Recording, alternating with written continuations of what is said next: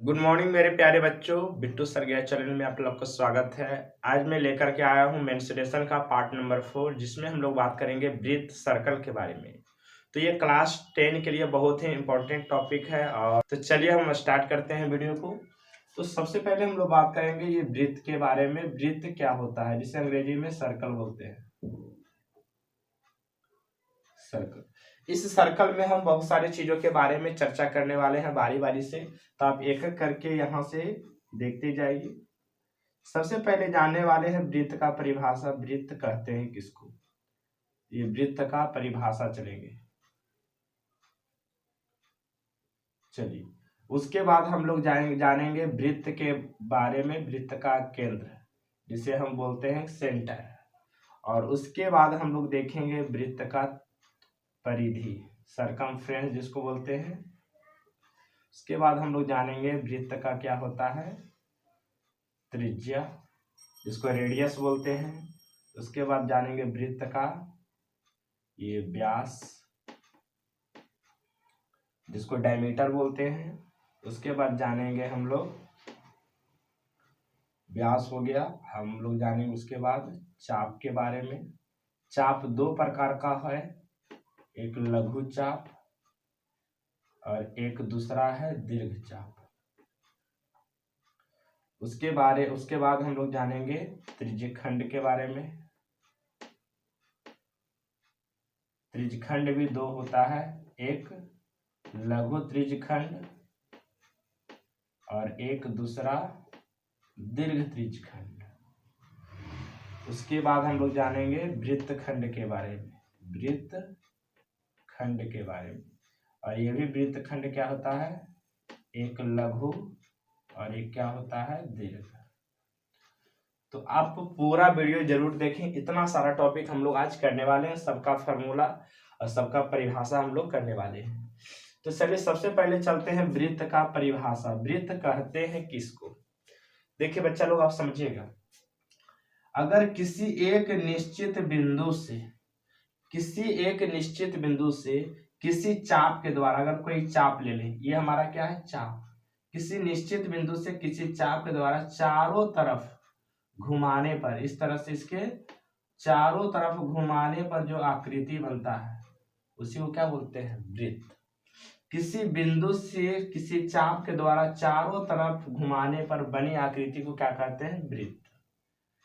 दूसरा भाषा में अगर देखा जाए वृत्त की परिभाषा, किसी निश्चित बिंदु से बराबर दूरी पर, किसी निश्चित बिंदु से बराबर दूरी पर बिंदु का जो ये पथ है, बिंदु का जो ये रास्ता है, किसी निश्चित बिंदु से बराबर दूरी पर जो बिंदु का जो पथ है, इसके द्वारा जो आकृति बनता है, बिंदु पथ के द्वारा बनी आकृति को ये क्या बोलते हैं, वृत्त बोलते हैं।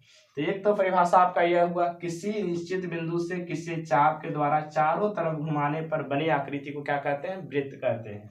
और ये हमारा भी क्या है, किसी बिंदु से बराबर दूरी पर बिंदुओं के पथ को, बिंदु का जो पथ होता है उसी को क्या हम लोग बोलते हैं, वृत्त कहते हैं।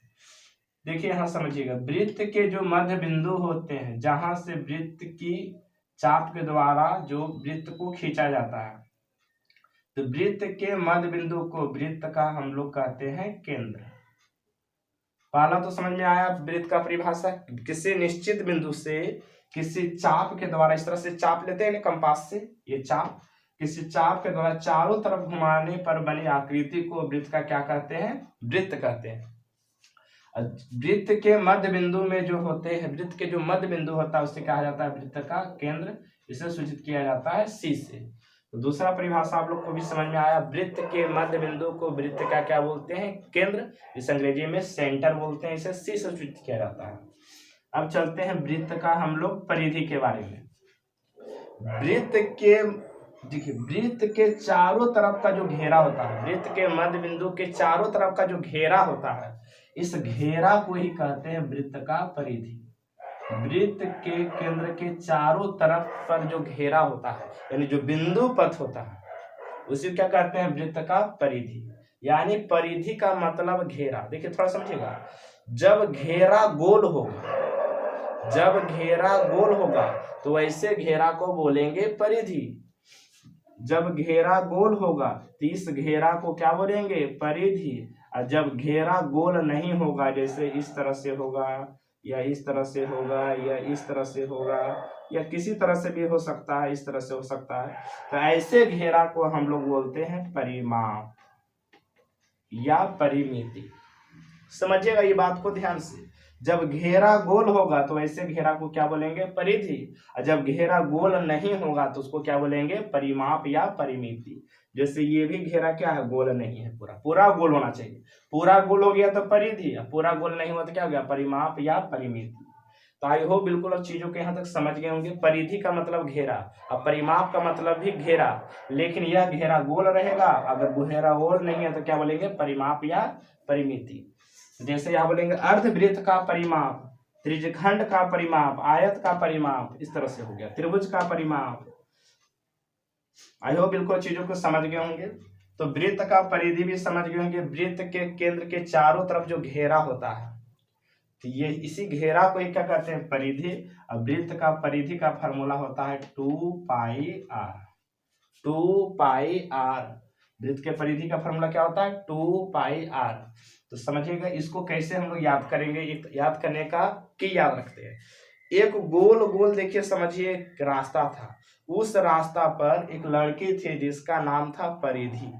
परिधि एकदम दौड़ते रहती थी गोल गोल, उस फील्ड के चारों तरफ दौड़ एकदम गोल गोल घूमते रहती थी। अब बोलती थी हम टॉपर होंगे, हम इस बार के दौड़ में क्या हो जाएंगे, टॉपर हो जाएंगे। तब परिधि गोल गोल घूम करके क्या बनना चाहती थी, टॉपर, रेस में टॉपर। देखिए टॉपर टॉपर, परिधि कौची बनना चाहती थी, टॉपर। 2πr, टो मैंने 2, प मैंने पाई, आर मैंने र। आर क्या होता है, वृत्त का त्रिज्या। पाई क्या होता है, एक मान होता है। इसके बारे में हम विस्तृत जानकारी करेंगे।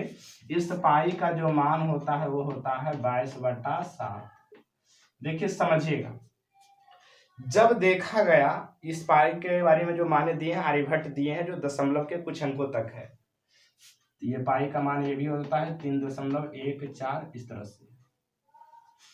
तो कहने का मतलब है, अगर कोई वृत्त, जैसे समझेगा, अगर कोई ये वृत्त है, वृत्त का क्या, ये परिधि है, वृत्त का यह क्या है, केंद्र है। अगर आप वृत्त के यहाँ पर एक रस्सी रखिए, रस्सी ले करके यहाँ से चारों तरफ से इसे घुमा दीजिए, और घुमा करके इसे क्या कर दीजिए, लंबा कर दीजिए। यहाँ से रस्सी से लेकर के चारों तरफ से इसे घुमा दीजिए, फिर इसे लंबा करिए, इसे मेजर करिए। तो ये जो घुमावेंगे वो क्या होगा, वृत्त का परिधि। अगर वृत्त का परिधि से, वृत्त का परिधि को अगर यहां से हम लिए, जो केंद्र से होकर के जाता है, इसको कहते हैं वृत्त का व्यास। आगे हम लोग पढ़ेंगे व्यास में। अगर परिधि के दो बिंदु को इस तरह से मिलाएं जो केंद्र से होकर के जाए, तो उसे हम क्या कहते हैं, वृत्त का व्यास करते हैं। अगर यहाँ से रस्सी रख करके चारों तरफ से घुमा दिए, यहाँ तक इसे लंबा कर दिए, तो ये जो वृत्त का क्या हो गया, परिधि। और यहाँ से रस्सी लेकर के सीधा यहाँ से मेजर कर लिए, ये क्या हो गया, वृत्त का व्यास। वृत्त का व्यास। तो वृत्त के परिधि में वृत्त के व्यास से भागा दिया जा रहा था, तो एक मान हमेशा नियत आ रहा था, माने कांस्टेंट। वह मान नियत लगभग जो था 22/7 के करीब, 3.142 इस तरह से करीब था।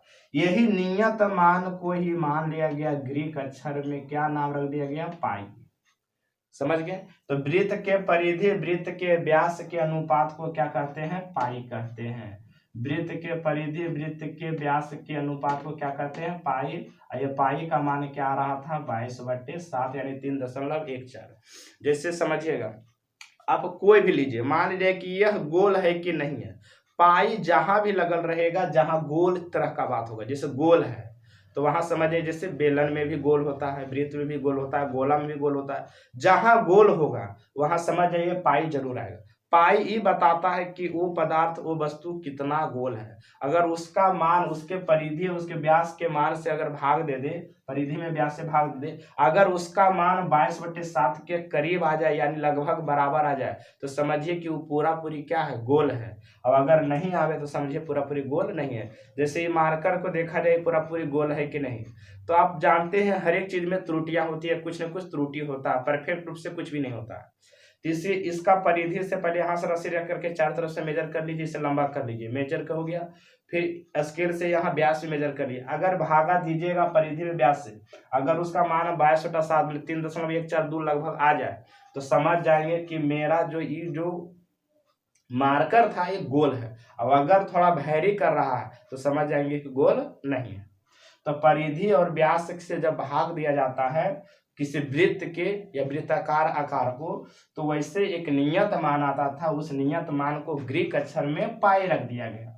ग्रीक अक्षर बहुत सारा होता है, जैसे अल्फा, बीटा, गामा, डेल्टा, इपिसिलॉन, ईटा, जीटा, थीटा, इस तरह से पाई, साई, जाई, ये सब जितना है ग्रीक अक्षर है। इसीलिए यहाँ क्या किया, ग्रीक अक्षर से सूचित किया गया। आई होप बिल्कुल आप चीजों को समझ गए होंगे। वृत्त के परिधि में वृत्त के व्यास से भाग देंगे तो एक मान आएगा पाई, नियत मान आता है, उस नियत मान को सूचित किया गया पाई से। पाई का मान लगभग कितना आता था, 22/7 यानी 3.142। चलिए यहां तक समझ गए होंगे। तो वृत्त का परिधि का फॉर्मूला होता है 2πr। परिधि थे, रेस में टॉपर बनना चाहती थी, समझिएगा। अब हम चलते हैं त्रिज्या। त्रिज्या का परिभाषा क्या होता है। वृत्त का जो केंद्र होता है, ये वृत्त का केंद्र, ये वृत्त के परिधि, वृत्त के केंद्र और परिधि को मिलाने वाली रेखाखंड, वृत्त के केंद्र से परिधि को मिलाने वाले रेखाखंड को वृत्त का क्या बोलते हैं, त्रिज्या। तो यह त्रिज्या ऐसे भी हो सकता है, त्रिज्या ऐसे भी हो सकता है, कोई भी हो सकता है इस तरह से। तो वृत्त के केंद्र से परिधि को मिलाने वाले रेखाखंड को क्या बोलते हैं, वृत्त का त्रिज्या। इसे सूचित किया जाता है आर से, सूचित किया जाता है आर से। आई होप बिल्कुल समझ गए। वृत्त में कितने त्रिज्या होते हैं, तो अनंत त्रिज्या होते हैं, क्योंकि देखिए ऐसे भी खींच सकते हैं, ऐसे भी खींच सकते हैं, ऐसे भी खींच सकते हैं। चलिए त्रिज्या भी समझ गए। वृत्त के केंद्र से, वृत्त के केंद्र से परिधि को मिलाने वाली रेखा को क्या कहते हैं, परिधि को मिलाने वाली क्या कहते हैं, रेखाखंड को त्रिज्या। अब चलते हैं वृत्त के व्यास। देखिए वृत्त का व्यास होता है तो परिधि के दो बिंदु से मिलता है, परिधि के दो बिंदु से, और त्रिज्या जो मिलता है केंद्र से परिधि के एक बिंदु से मिलता है। तो व्यास जो मिलता है परिधि के किन्हीं दो बिंदु को इस तरह से मिलाया जाए जो वृत्त के केंद्र से होकर के गुजरे। परिधि के दो बिंदु को इस तरह से मिलाया जाए जो वृत्त के केंद्र से होकर के गुजरे, तो वैसे रेखाखंड को वृत्त का क्या बोलेंगे, व्यास बोलेंगे। समझिएगा, चाहे ये ऐसे भी हो सकता है, परिधि के दो बिंदु को इस तरह से मिलाया जाए, जैसे एक बिंदु ये, एक बिंदु ये, जो वृत्त के केंद्र से होकर के गुजरे, तो वैसे रेखाखंड को क्या बोलेंगे, वृत्त का व्यास। इसे डी से सूचित किया जाता है, समझिएगा। यहां से यहां क्या होता है, त्रिज्या, और यहां से यहां भी क्या है, ये त्रिज्या। एगो त्रिज्या, दो गो त्रिज्या मिलकर के एक व्यास का निर्माण करता है। यहां से यहां पूरा व्यास है, तो दो त्रिज्या मिलकर के एक व्यास का निर्माण करते, इसलिए व्यास बराबर क्या हो गया, 2r। मतलब दो गो त्रिज्या मिलकर के व्यास का निर्माण करता है। तो जब त्रिज्या निकालेंगे, जैसे यहां से यहां 14 सेंटीमीटर है, यहां से यहां अगर 14 सेंटीमीटर, तो त्रिज्या क्या होगा, 7 होगा, माने उसका क्या होगा, व्यास का आधा। तो त्रिज्या का फार्मूला हो गया क्या, व्यास बटा 2, मतलब 2 गुना में 2 हो जाएगा भागा में, तो व्यास बटा क्या हो गया, 2। आई होप बिल्कुल आप चीजों को समझ गए होंगे। जैसे ये, अब हम चलते हैं वृत्त का व्यास भी समझ गए। वृत्त का व्यास त्रिज्या का बोलेगा कै गुना होता है, तो 2 गुना होता है। आई होप बिल्कुल आप समझ गए होंगे। एक चीज और इसमें छूट गया है, हम लोग उसको भी देख लेंगे, जिसको कहते हैं वृत्त का जीवा, जीवा जिसको कोड बोलते हैं। तो समझिए वृत्त का जीवा क्या होता है, ये क्लियर हो गया यहां तक। चलिए, ये जैसे वृत्त है और ये वृत्त का क्या है, केंद्र है। वृत्त के परिधि, ये चारों तरफ जो घेरा है इसको बोलते हैं वृत्त का परिधि। वृत्त के परिधि को किन्हीं दो बिंदु, वृत्त के परिधि के किन्हीं दो बिंदु को मिलाने वाली रेखाखंड को, मिलाने वाली रेखाखंड को वृत्त का क्या बोलते हैं, जीवा बोलते हैं। तो ये भी जीवा हो गया, इस तरह से बहुत सारा जीवा हो गया, ये भी जीवा, ये भी जीवा, ये भी जीवा, ये भी जीवा, ये भी जीवा, सब जीवा हो गया। तो वृत्त में कितने जीवा होते हैं? अनंत। वृत्त के परिधि के किन्हीं दो बिंदु को अगर हम मिला दें, ये परिधि के कोई दो बिंदु के, चाहे आप ऐसे भी मिला सकते हैं चाहे आप ऐसे भी, तो उसे क्या बोलेंगे? जीवा बोलेंगे। अब देखिए यह एक ऐसी जीवा है जो केंद्र से होकर के गया है, तो यह जीवा का नाम क्या हो गया? व्यास। तो यही देखिए, बाकी यहां से इधर जा रहे हैं तो छोटा होते जा रहा है, यहां से नीचे भी जा रहे हैं छोटा हो जा रहा है, तो ये सबसे क्या है? बड़ा है। तो वृत्त की सबसे बड़ी जीवा क्या होता है? वृत्त का व्यास। जो व्यास होता है वृत्त का क्या होता है? वृत्त का सबसे बड़ी जीवा। वृत्त के सबसे बड़ी जीवा को वृत्त का क्या बोलते हैं? व्यास बोलते हैं। तो वृत्त का जीवा समझ गए होंगे, जिसे कोण बोलते हैं। वृत्त के परिधि के कोई भी दो बिंदु से मिलावे, जो भुजा से मिलाया जाता है, ये भुजा ही क्या है? जीवा। ये जीवा है, ये जीवा है, ये जीवा है। तो व्यास भी एक जीवा है, व्यास भी एक क्या है? जीवा है, लेकिन सबसे बड़ी जीवा है। आई होप बिल्कुल चीजों को समझ गए होंगे जीवा के बारे में भी। चलते हैं अब हम लोग चाप के बारे में, जिससे आर्क बोलते हैं। समझिएगा, जैसे ये वृत्त है, आराम से समझिएगा, जैसे ये वृत्त है और वृत्त का केंद्र है, ये वृत्त का क्या है? परिधि। चारों तरफ से जो घेरा क्या है? वो क्या है? वृत्त का परिधि। तो वृत्त के परिधि के टुकड़े को, वृत्त के परिधि के टुकड़ों को वृत्त का क्या बोलते हैं? चाप बोलते हैं। ये क्या है? चाप। जैसे समझिएगा, अगर कोई वायर है और उस वायर को आप ऐसे चाप दीजिएगा तो कैसा हो जाएगा? जैसे इसको सीधा इसको चाप दीजिएगा, इस तरह से हो जाएगा चाप। तो ये आपका क्या हुआ? चाप। तो ये हुआ छोटा चाप, और यहां से ले करके यहां तक, यहां से ले करके यहां तक, ये चाप कैसा चाप हुआ? दीर्घ चाप। और ये हुआ लघु चाप। तो ये हुआ आपका दीर्घ चाप, और ये कैसे चाप हुआ? लघु चाप।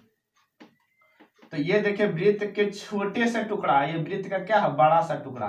तो वृत्त के छोटे टुकड़ा को लघु चाप, वृत्त के बड़े टुकड़ा को क्या बोलेंगे? वृत्त के परिधि के, वृत्त के नहीं, वृत्त के परिधि के वृत्त के परिधि के टुकड़े को या खंड को वृत्त का क्या कहते हैं? चाप कहते हैं।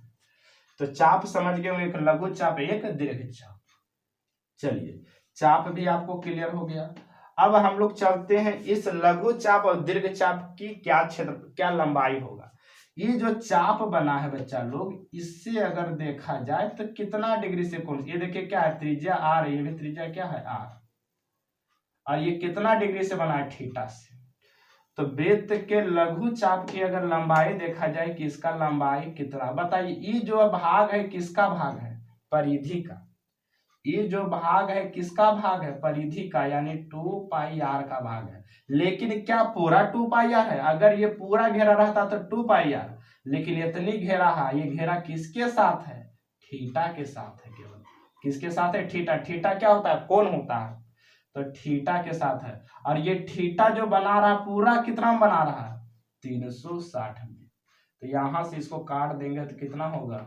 18 दूनी 36 पाई आर थीटा बटे 180 डिग्री।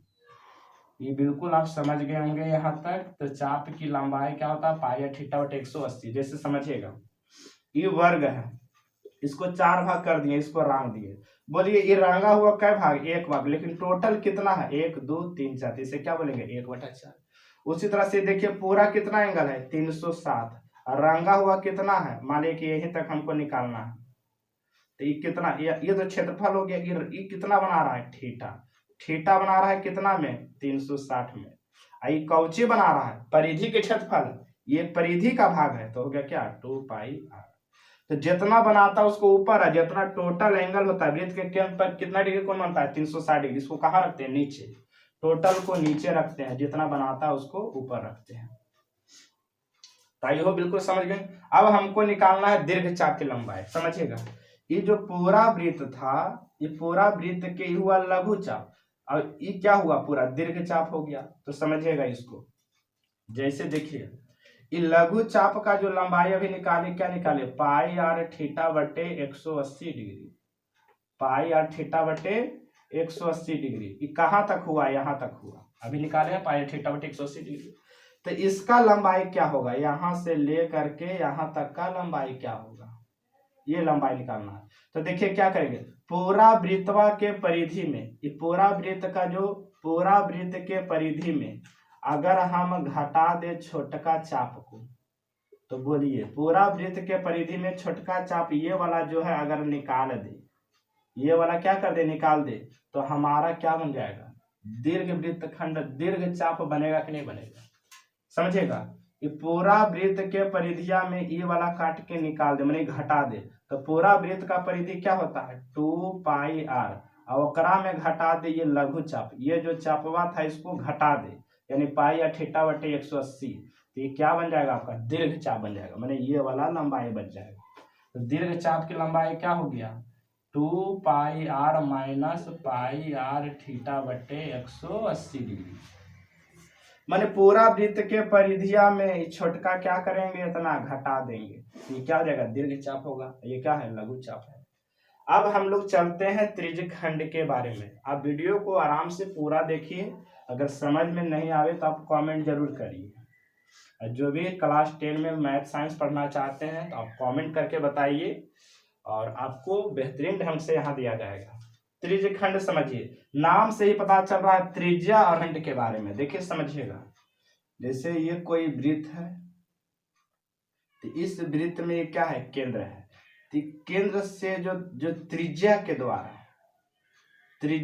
द्वारा जो वृत्त का खंड बन रहा है, कोई कोण तो है, त्रिज्या के द्वारा जो वृत्त का खंड बन रहा है इसी को कहते हैं क्या त्रिज्यखंड।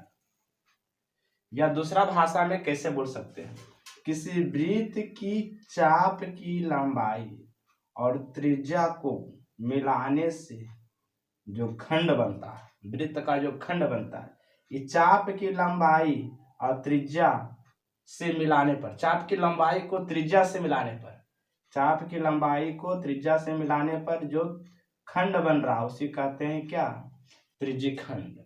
तो ये खंड देखिए, एक खंड तो आपका ये हुआ, ये खंड आपका ये हुआ, तो ये हुआ लघु त्रिज्यखंड।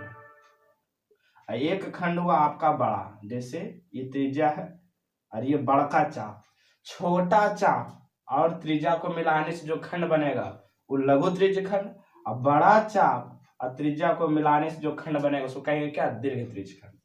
अब देखा जाए तो इसका क्षेत्रफल कैसे होगा, समझिएगा। जैसे ये पूरा वृत्त का क्षेत्रफल है और क्या होता है πr²। यहाँ सबसे पहले जानेंगे वृत्त का परिभाषा में इसका जो क्षेत्रफल हम लोग पढ़े, वो वृत्त का क्षेत्रफल क्या होता है, ये होता है πr²। कैसे होता है इसको हम प्रूव कर लेंगे। वृत्त का क्षेत्रफल क्या होता है πr²। चलिए समझिएगा, ये वृत्त का केंद्र था और ये वृत्त का क्या था चाप को मिलाने, चाप को त्रिज्या से मिला दिए और उससे जो वृत्त का जो खंड बना, जो त्रिज्या से वृत्त का जो खंड बना उसको क्या बोलते हैं त्रिज्यखंड। ये जो कोण बनाया किसमें थीटा में, क्या बनाया थीटा में, तो इतना जो क्षेत्रफल हुआ वो क्या होगा, क्षेत्रफल किसका हुआ त्रिज्यखंड का क्षेत्रफल। समझिएगा, पहले ये जो क्षेत्रफल है क्या इस पूरा वृत्त के क्षेत्रफल का ये भाग है, यानी पहले πr² ले लीजिए। पूरा वृत्त πr² का मतलब पूरा वृत्त का क्षेत्रफल, लेकिन पूरा नहीं है, केवल क्षेत्रफल है थीटा के साथ, केवल क्षेत्रफल किसके साथ है थीटा के साथ। अब पूरा कितना है कोण 360 डिग्री, पर कितना बना रहा है थीटा है कितना में 360 में, तो इसको करेंगे तो πr² थीटा बटे 360, πr² थीटा बटे 360। तो त्रिज्यखंड में लघु जो आया उसका आपको क्या लिख सकते हैं, इसका त्रिज्यखंड लघु त्रिज्यखंड का क्षेत्रफल हो गया πr² थीटा बटे 360 डिग्री। आई होप बिल्कुल चीजों को समझ गए होंगे। ये थीटा बना रहा है कितना में 360 में। अब बात किया जाए ये दीर्घ त्रिज्यखंड का क्या होगा, तो आप जानते हैं अगर ये पूरा वृत्त के क्षेत्रफल में, पूरा वृत्त के क्षेत्रफल में छोटका वाला त्रिज्यखंड क्या करे घटा दे, तो ये बड़का वाला त्रिज्यखंड हो जाएगा। यानी पूरा वृत्त का क्षेत्रफल क्या होता है πr²। ये पूरा वृत्त के क्षेत्रफल में छोटा वाला जो त्रिज्यखंड था इसको क्या कर दिए, इतना जो क्षेत्रफल घटा दिए, इतना क्षेत्रफल अगर घटा देंगे तो क्या होगा दीर्घ त्रिज्यखंड। तो यही दीर्घ त्रिज्यखंड का फॉर्मूला हो गया πr² माइनस πr² थीटा बटे 360 डिग्री। पाई आर स्क्वायर मैंने पूरा वृत्त के क्षेत्रफल में इस छोटका वाला त्रिज्यखंड जो निकला पाई आर स्क्वायर थीटा बटे 360, इसको क्या किया, घटा दिए। अब बात रह गया लास्ट में आपका वृत्तखंड के बारे में, तो चलिए इसको भी चर्चा हम कर ही लेते हैं। वृत्तखंड क्या होता है समझिएगा। जैसे अगर कोई वृत्त है, अगर कोई वृत्त है, इस वृत्त को समझिएगा, ये चाप और ये जीवा, चाप और जीवा को मिलाने से जो वृत्त का जो चाप और जीवा को मिलाने से जो वृत्त का खंड, जो इस वृत्त का जो एक खंड होता है, इसी को कहते हैं वृत्तखंड। ये कैसे खंड होता है, लघु वृत्तखंड।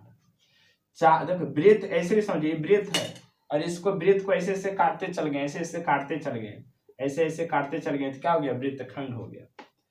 तो वृत्त के चाप और जीवा को मिलाने से बने क्षेत्र जो बनता है उसी को कहते हैं क्या, हम वृत्तखंड। तो ये छोटा, जैसे छोटा जीवा है, ये छोटा सा चाप है, तो छोटा सा जीवा से छोटे से चाप बना, छोटा जीवा छोटा चाप है, जीवा है छोटे चाप के द्वारा, छोटे चाप और जीवा के द्वारा जो क्षेत्र बन रहा उसको बोलेंगे क्या, लघु वृत्तखंड। लघु वृत्तखंड। छोटे से देखिए, छोटा चाप जीवा से जो खंड बन रहा है वृत्त का, लघु वृत्तखंड। और ई भाग जो हुआ बाकी पूरा जो हुआ वो क्या हो गया, दीर्घ वृत्तखंड। जैसे पूरा में ये छोटा वाला इसको घटा देंगे तो क्या हो गया, दीर्घ वृत्तखंड। तो ये बड़ा चाप हुआ, ये पर चाप क्या था, छोटा। तो लघु वृत्तखंड का अगर क्षेत्रफल दिखाया जाए तो इसको समझिएगा अगर बारीकी से, तो ये पूरा त्रिज्यखंड में अगर इस त्रिभुज का क्षेत्रफल अगर घटा दे, समझिएगा, तो ये जैसे पूरा त्रिज्यखंड है, पूरा त्रिज्यखंड में इस त्रिभुजवा का जो क्षेत्रफल अगर घटा दे तो हमारा कौची बच जाएगा, यही वृत्तखंड बच जाएगा। जैसे समझिएगा ये त्रिज्यखंड है और एकरा में जो है इस त्रिभुजवा हम क्या कर दे, ऐसे ये जो त्रिभुज है घटा दिए तो कौची बच जाएगा, यही बच जाएगा वृत्तखंड। कि पूरा में क्या करेंगे, त्रिभुजवा ऐसे घटा दीजिए, माने कि देखिए क्या बच गया, यही बच गया। तो त्रिज्यखंड का क्षेत्रफल क्या होता है, पाई आर स्क्वायर थीटा बटे 360 माइनस इस त्रिभुज का जो क्षेत्रफल होता है, त्रिज्या आर है, ये कोण क्या है, थीटा है, तो इसका जो क्षेत्रफल होता है 1/2 आर स्क्वायर साइन थीटा।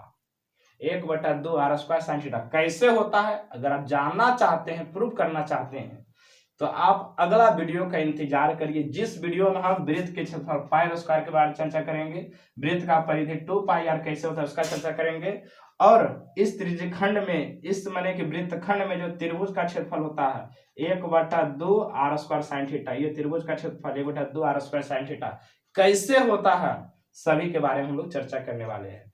तो वृत्तखंड का एक फार्मूला हो गया, ये आपका लघु वृत्तखंड का फार्मूला हो गया, पाई आर स्क्वायर थीटा बटे 360। त्रिज्यखंड के क्षेत्रफल में इस त्रिभुज का क्षेत्रफल क्या किए, घटा दिए, क्या है, त्रिभुज का क्षेत्रफल। आई होप बिल्कुल आप चीजों को समझ गए होंगे।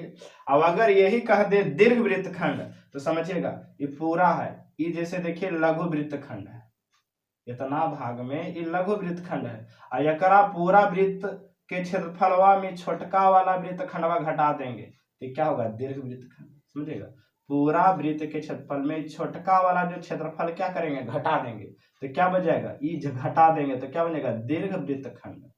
तो समझिएगा ये तो हो गया लघु वृत्तखंड का फार्मूला हो गया। एक दीर्घ वृत्तखंड का फार्मूला क्या होगा, पहले पूरा वृत्त का क्षेत्रफल लीजिए, तो यानी पाई आर स्क्वायर में घटा दीजिए, पाई आर स्क्वायर में घटा दीजिए, कौची घटा दीजिएगा, समझिएगा, पूरा वृत्त के क्षेत्रफल में घटा दीजिए लघु वृत्तखंड का क्षेत्रफल। ये लघु जो अभी निकाले हैं, क्या निकाले हैं, पाई आर स्क्वायर थीटा बटे 360 minus 1/2 R square sine theta, ये क्या हो गया, इतना हम क्या करेंगे, घटा देंगे। आई होप बिल्कुल चीजों को समझ गए होंगे, ये क्या है, दीर्घ वृत्तखंड का क्षेत्रफल। तो इतना आप बिल्कुल समझ गए होंगे। एक चीज और थोड़ा सा छूट गया है, त्रिज्यखंड का परिमाप क्या होता है, समझिएगा थोड़ा सा, त्रिज्यखंड का परिमाप समझिएगा। जैसे ये त्रिज्यखंड है, इसका परिमाप निकालना है, क्या होता है, समझिएगा, ये त्रिज्यखंड का परिमाप निकालना है। तो देखिए ये 2 गो त्रिज्या है, और परिमाप का मतलब घेरा, और ये क्या है, चाप है। तो आप जानते हैं कि ये 2 घेरा में एगो त्रिज्या, एगो ये त्रिज्या, एगो ये चाप है, तो ये चाप का लंबाई होता है पाई आर थीटा बटे 300 ये 180 डिग्री। चाप की लंबाई क्या होता है लघु चाप का पाई आर थीटा बटे 180, या ये भी लिख सकते हैं 2 पाई आर थीटा बटे 360, दोनों बात बराबर है, यहाँ 2 से 2 कट जाएगा। तो अगर त्रिज्यखंड का परिमाप बोला जाए, समझिएगा, त्रिज्यखंड का परिमाप अगर बोला जाए तो हम क्या कहेंगे, 2 गो त्रिज्या माने 2r है प्लस चाप की लंबाई, यानी लिख सकते हैं 2r plus pi are theta बटे 180 डिग्री। ये क्या हो गया, त्रिज्यखंड का परिमाप। तो आज बहुत ही अच्छा लगा होगा वीडियो, अगर समझ में आया होगा तो आप वीडियो को लाइक कर दीजिएगा। तो चलिए, धन्यवाद।